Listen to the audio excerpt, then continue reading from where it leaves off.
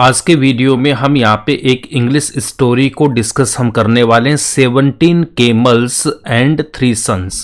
तो यहाँ पे देखो केमल्स का मतलब क्या होता है। केमल्स का मतलब हम सबको पता होता है। केमल्स हम किसको बोलते हैं? ऊंट। तो यहाँ पे ये केमल्स ऊंट होता है और सन्स का मतलब आपको पता होता है, सन का मतलब बेटा। तो ये स्टोरी क्या आपके पास में कि 17 केमल्स थे एंड 3 सन्स थे। अब इस स्टोरी को हम ध्यान से पढ़ेंगे। देखो यहाँ पे हमें क्या बोला है कि लॉन्ग एगो, ठीक है। यहां पे क्या बोल दिया आपको कि लॉन्ग एगो, बहुत समय पहले की बात है। लॉन्ग एगो का मीनिंग क्या होगा? बहुत समय पहले की बात है। Long ago there lived an old man with his 3 sons. एक ओल्ड मैन था, एक बूढ़ा आदमी है, वो अपने 3 बेटों के साथ रहता था। कहां पे रहता था? In a deserted village located near a desert. Deserted village, desert का मीनिंग क्या होता है? रेगिस्तान। तो बहुत समय पहले की बात है, एक रेगिस्तान के पास बसे हुए एक डेजर्टेड मतलब सुनसान गांव में एक बूढ़ा व्यक्ति अपने 3 बेटों के साथ रहता था, ठीक है। तो डेजर्ट का मतलब क्या होता है ये हमें सबको पता है कि रेगिस्तान होता है ना। ओके, उसके बाद हमें क्या बोला गया है कि ही हैड, नेक्स्ट सेंटेंस क्या है? He had 17 केमल्स। तो उसके पास क्या थे? 17 केमल्स थे। जो ओल्ड आदमी था, बूढ़ा व्यक्ति था, उसके पास में 17 केमल्स थे। Which were the main source of his income. तो ये जो 17 केमल्स थे वो इसके क्या थे? इनकम के मेन सोर्स थे। इन्हीं 17 केमल्स से उनको इनकम होती थी, करेक्ट। देन उसके बाद हमें क्या बोल रखा है आगे? यहां तक हमारी स्टोरी कंप्लीट हो चुकी है। He used to rent out camels as a means of transportation across the desert. तो इनसे इनकम कैसे होती थी उसकी? तो यहां पे देखो इस पूरे सेंटेंस में क्या बोला गया है। यहां पे आपको बोला गया है कि he used to rent out, he used to rent out, वो इनको क्या करता था? रेंट पे देता था, ठीक है। As a means of transportation across the desert. तो डेजर्ट में कुछ भी सामान इधर उधर लेके जाना था, वो इन्हीं 17 ऊंट्स वो अपने रेंट पे दे देता था, जिससे वो कुछ भी सामान अपना इधर उधर लेके जा सकते थे, उससे इनको इनकम होती थी। वन डे, एक दिन, ही पास्ट अवे, एक दिन ये जो बूढ़ा आदमी था, ओल्ड मैन, ये क्या हो जाते हैं? इनकी मृत्यु हो जाती है या डेथ हो जाती है। Leaving a will that, will मतलब यहां पे इच्छा। लिविंग ए विल, विल का मीनिंग यहां पे क्या होगा? विल का मीनिंग है कि इनकी एक यहां पे क्या होती? इच्छा, ठीक है। Leaving a will that distributed his assets among his 3 sons. तो देखो यहां पे क्या एक दिन की बात है कि ये जो वृद्ध व्यक्ति है ये क्या हो जाते हैं? इनका निधन हो जाता है, मृत्यु हो जाती है, और वो अपने 3 बेटों के लिए एक वसीयत छोड़ जाते हैं। विल का मतलब क्या होता है? यहां पे वसीयत भी बोल सकते हो आप, है ना। वो क्या छोड़ के जाते हैं यहां पे? वसीयत। यहां पे क्या छोड़ के जाते हैं? वो एक यहां पे वसीयत, जिसमें लिखा रहता है कि उसको कैसे कैसे अपनी जो प्रॉपर्टी है उसको उन्होंने बांटना। एसेट्स का मतलब क्या होता है? जो भी उनके पास में संपत्ति थी, ठीक है, जो भी है, जमीन है, घर है, ये 17 केमल्स हो गया, जो भी है उनको। After the funeral and other obligations were completed. After the funeral, funeral का मीनिंग क्या हो जाएगा? अंतिम संस्कार। तो उनका जो भी अंतिम संस्कार किया और जो भी ओब्लिगेशंस थे, मतलब जितने भी कार्य होते हैं अंतिम संस्कार में, वो सारे कंप्लीट हो गए थे। तो यहां पे आपको ध्यान में रहना चाहिए था फ्यूनरल। फ्यूनरल का मीनिंग क्या होता है? फ्यूनरल का मीनिंग होता है हमारे पास में अंतिम संस्कार, ठीक है, अंतिम संस्कार, करेक्ट। तो अब मैं क्या करता हूं, इन शब्द को बोलता जाऊंगा ना, ऐसे लिखूंगा तो वीडियो की लेंथ बहुत ज्यादा हो जाएगी। हम इसको आराम से पढ़ लेते हैं। देखो, after the funeral and other obligations were completed, तो उनकी जैसे ही उनकी अंतिम संस्कार की जो भी ओब्लिगेशंस थे वो पूरे हो चुके थे। 3 सन्स रेड द विल। अब इन्होंने क्या किया? जो भी उनके वसीयत थी उनको इन्होंने पढ़ा, ठीक है, वसीयत को पढ़ी। While their father had divided all his property into 3 equal parts। अब जो इनके पिताजी थे उन्होंने क्या कर दिया, ये जो इक्वल पार्ट्स में डिवाइड कर दिया था। वाहिल जितनी भी प्रॉपर्टी थी उनको वो 3 हिस्सों में इक्वल डिवाइड कर दिया था, ठीक है। जो भी इनके पास एसेट थे उन सबको 3 हिस्सों में, बराबर 3 हिस्सों में बांट दिया था। He had divided the 17 camels differently। 17 जो camels थे इनको डिफरेंट तरीके से इन्होंने डिवाइड किया। वैसे भी देखो 17 की बात करता हूं तो 3 सन्स में ये डिवाइड होने पाएंगे ना। देखो अगर 18 होता तो 6 आ जाता, 15 होता तो 5 आ जाते, बट 17 है तो यहां पे ये डिवाइड नहीं हो पाएंगे, इसीलिए इन्होंने डिफरेंट तरीके से इनको डिवाइड किया। कौन से, यहां पे क्या बोला, they were not said equally among the 3, ठीक है, एज 17 इज ओड नंबर। अब 17 क्या मेरे पास ओड नंबर है, इसका मतलब इसको मैं इक्वली डिवाइड नहीं कर सकता हूं। ओड नंबर का मीनिंग क्या है कि जो आपका 2 से डिवाइड नहीं हो, तो ये सारे ओड नंबर्स आपके पास में 1, 3, 5, 7 ये सब क्या होते हैं, ओड नंबर्स होते हैं। देन उसके बाद में एंड प्राइम नंबर, 17 क्या मेरे पास में प्राइम नंबर्स भी। तो प्राइम नंबर क्या होता है कि 2 से स्टार्ट होता है, 2 आएगा, उसके बाद में आपके पास प्राइम नंबर 3 आएगा, 3 के बाद 5, 5 के बाद 7, 7 के बाद 11। ऐसा नंबर जो या तो खुद से होगा डिवाइड या फिर 1 से होगा डिवाइड। तो 12 भी नहीं है, 13 आ जाएगा, 14 नहीं आएगा, 15 भी डिवाइड होगा, 16 भी नहीं आएगा, 17 आ जाएगा। तो 17 हमारे पास में क्या होता है, प्राइम नंबर होता है, ठीक है। That can not be divided evenly, तो इसलिए इसको हम यहां पे तीनों में डिवाइड नहीं कर पाएंगे, ठीक है। तो इसलिए 17 नंबर है, इसलिए हम इसको समान रूप से यहां पे डिवाइड नहीं कर पाएंगे। देन आगे क्या बोल रखा है, the old man had states that the eldest son would own half of the 17 camels. ये जो वसीयत थी उसमें क्या लिखा हुआ है, वसीयत में ये लिखा हुआ कि एल्डेस्ट सन जो सबसे बड़ा बेटा है, जो सबसे बड़ा बेटा है, वो उसमें सबसे बड़े बेटे को क्या मिलेगा, हाफ ऑफ द 17 कैमल्स। जो भी 17 कैमल्स हैं उनका हाफ देना है, ठीक है। The middle son would get 1/3 of the 17 camels. तो यहां पे डिवाइड कैसे किया गया, देखो यहां पे डिवाइड ऐसे किया कि टोटल हमारे पास 17 है, सबसे एक नंबर पे मैं बड़े वाले को ले लेता हूं, इसको हाफ मिलेगा इसको, ठीक है। और 2 नंबर वाले को क्या बोला इसने, यहां पे 2 नंबर वाले को मिलेगा 1/3। 1/3 बोला ना यहां पे कि जो मिडल वन है, the middle one would get the 1/3 of the 17 camels, ठीक है, 1/3 मिलेगा। And youngest son would get his share as 1/9 of the camels. तो जो सबसे छोटा उसको 1/9 देगा, सबसे छोटे वाले को, 3rd नंबर वाले को मिलेगा 1/9।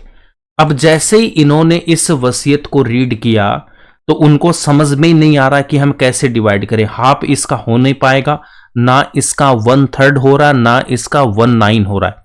तो 17 को हम ऐसे डिवाइड ही नहीं कर पा रहे हैं, ठीक है, ओके। तो यहां पे क्या लिखा, all of them were stunned to read the will.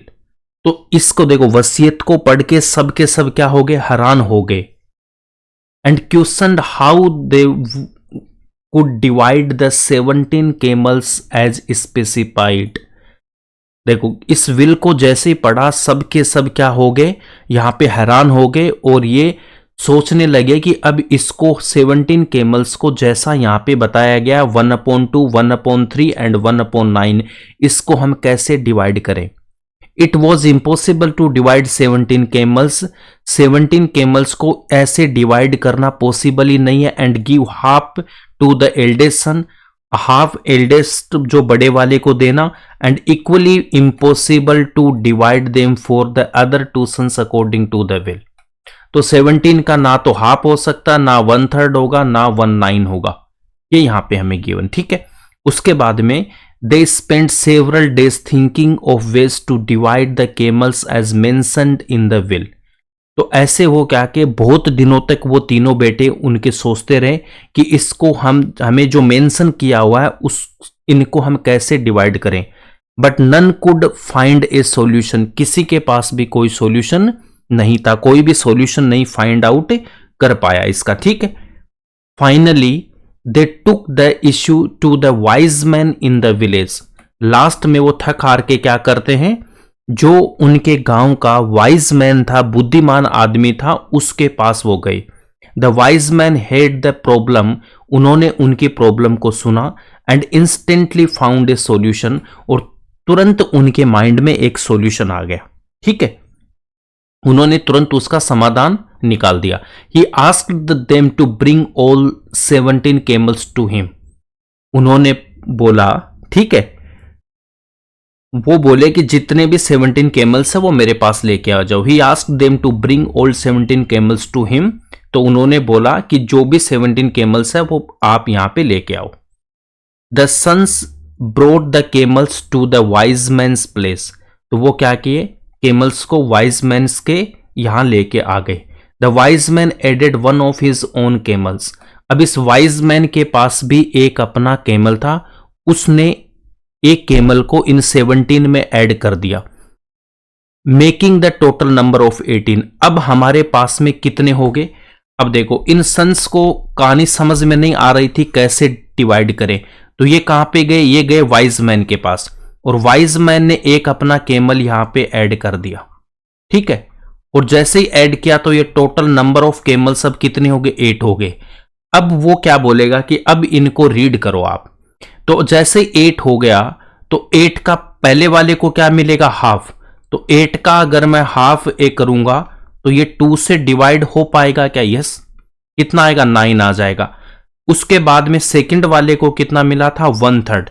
तो यहां पे टोटल कितने मेरे पास अभी 18, तो इसको भी मैं कैंसिल कर सकता हूं, कितना आएगा, 6 आ जाएगा। तो सेकंड वाले को कितना मिलेगा, 6 मिल जाएगा।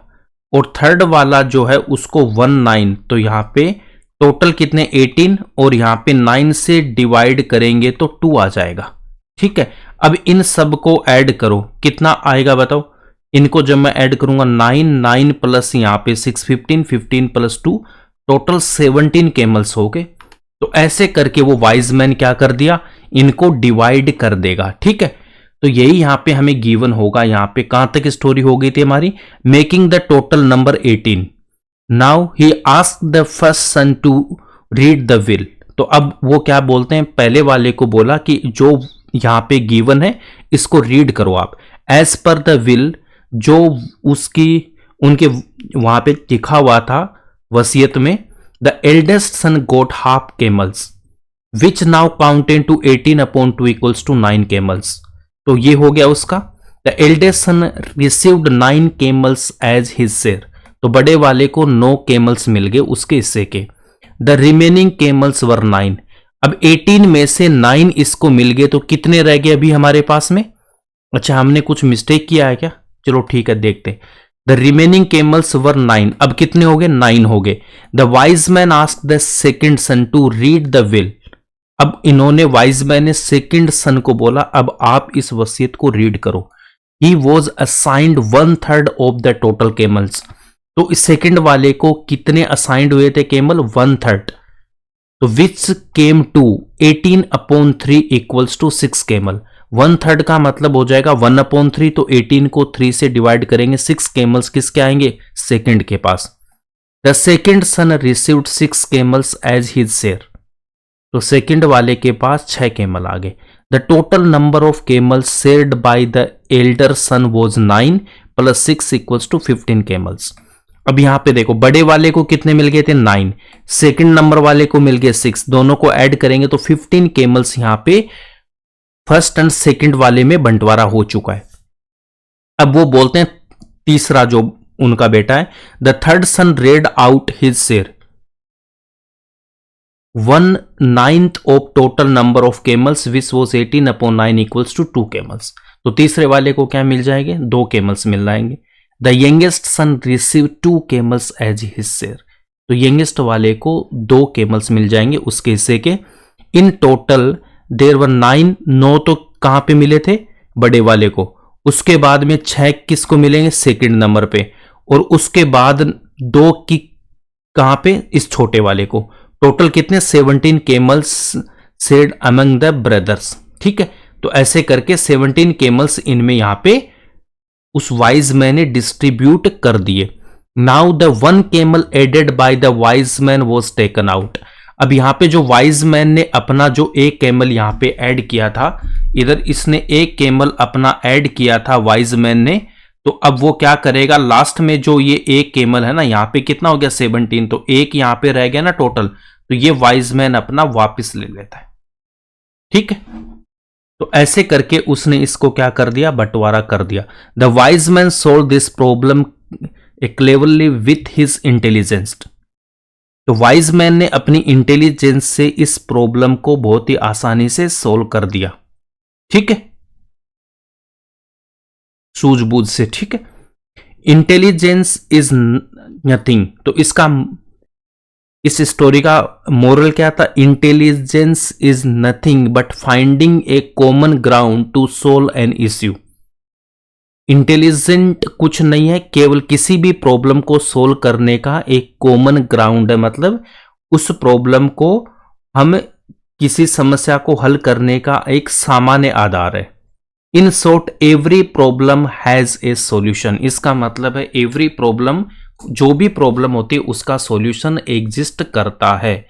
तो इस स्टोरी से हमें क्या सीखने को मिल रहा है, इस स्टोरी से ये पता चल रहा है कि आज हमारी लाइफ में जो भी प्रॉब्लम है, हमें लग रहा है कि वो बहुत कॉम्प्लिकेट है, बट कहीं ना कहीं उसका सॉल्यूशन एग्जिस्ट कर रहा है। तो आप आराम से बैठ के अपनी प्रॉब्लम्स के बारे में सोचो, डेफिनेटली आपको सॉल्यूशन जरूर मिल जाएगा।